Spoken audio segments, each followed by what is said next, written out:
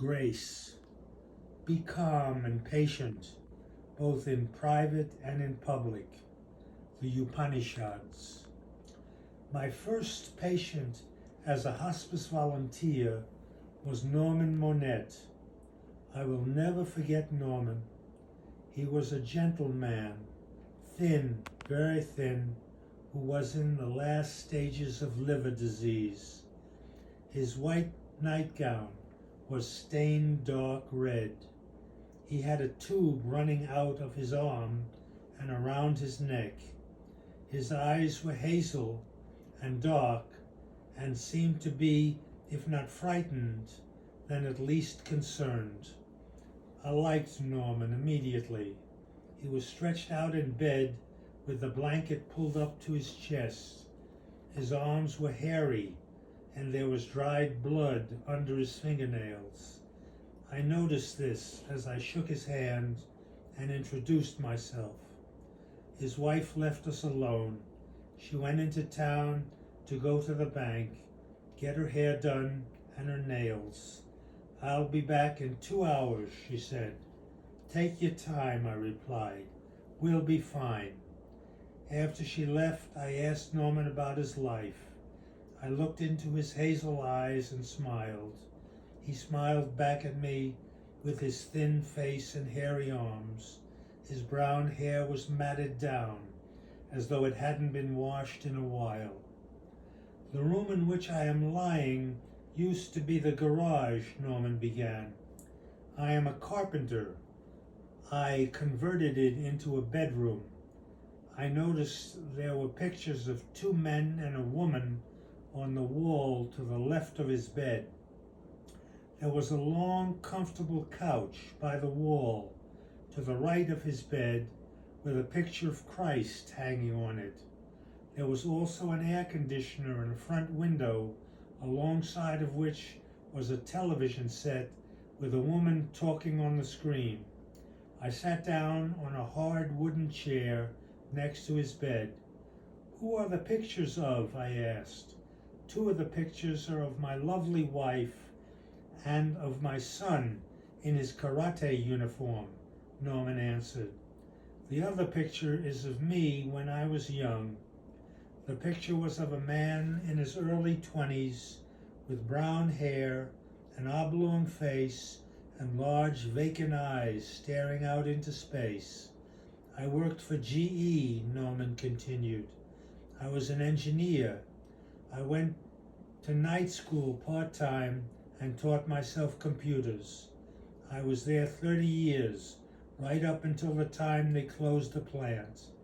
I remembered from Norman's life that he was 62 and a devout Catholic. I'm a gourmet cook, Norman went on.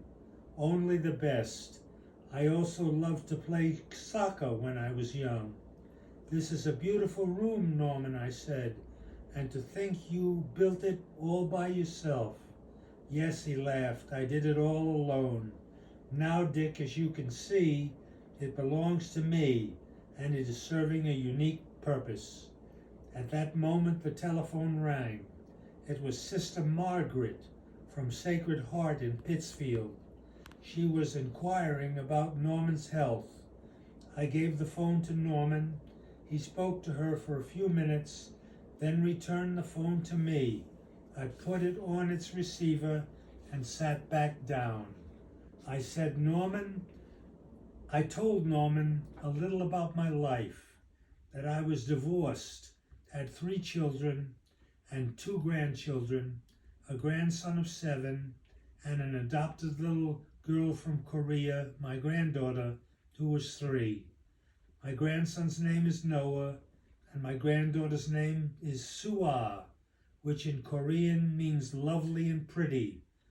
Her entire name is Lily Suah Finkelstein, I said, and we both laughed. About 10 minutes later, the doorbell rang. It was Sister Margaret. She had come to pray with Norman and to give him communion. She sat down on Norman's bed after first giving me her coat, which I put on the couch by the wall underneath the picture of Christ. Then I sat down on the couch beside her coat. Norman, Sister Margaret began, repeat after me. Give us this day our daily bread, and forgive us our trespasses, as we forgive those who trespass against us. And lead us not into temptation, but deliver us from evil. For thine is the kingdom, and the power, and the glory forever and ever. Jesus loves you, Norman, and is here in this room in flesh and in spirit. She took a wafer and placed it in his open mouth onto his tongue. Then she blessed him and made the sign of the cross. When she had finished, she got up from his bed, and I helped her put on her coat on. It was then that she turned to me and asked me what I was doing here. I said, I am a hospice volunteer. Oh, that's wonderful work you're doing, she said. It's God's work. Bless you. When she said, bless you, I began to cry. Oh, no, sister, I said, it is my pleasure, but stopped myself short before I finished my sentence because I felt a little funny using the word pleasure as I knew that Norman was dying. It is a great gift to me, sister, I said. It is really a privilege for me to be here at Norman's side. When she left, I sat back down on the hard chair by his bed and had the feeling I had watched Sister Margaret giving Norman the last rites, and how privileged indeed I had been to be witness to this sacred event. While I was sitting there in silence, Norman suddenly moved and looked up at me. Dick, I think something just broke under the bed. I looked over the side of the bed and, somewhat puzzled, said, no, Norman, everything is all right. It's okay, Dick, Norman continued. Whatever it is, we have insurance. It was then that I looked right into Norman's hazel eyes and smiled. Norman, I said, it's always good to have insurance. He smiled back at me sheepishly, somewhat confused, but then both his eyes lit up. His wife opened the door a few moments later, accompanied by the nurse who had come to bathe him. I got up to go, and as I did, his wife said to me, see you next week, Dick. Yes, I replied, same time, same channel. The woman on the television set was still talking. Norman looked at me, then at his wife and said, boy, is he some talker. Norman's wife and I looked at each other and laughed. For a moment, I didn't know who Norman was referring to. I left Norman's house and drove back to Lenox. The next morning, I got a telephone call from my hospice volunteer coordinator, Teresa Aherns.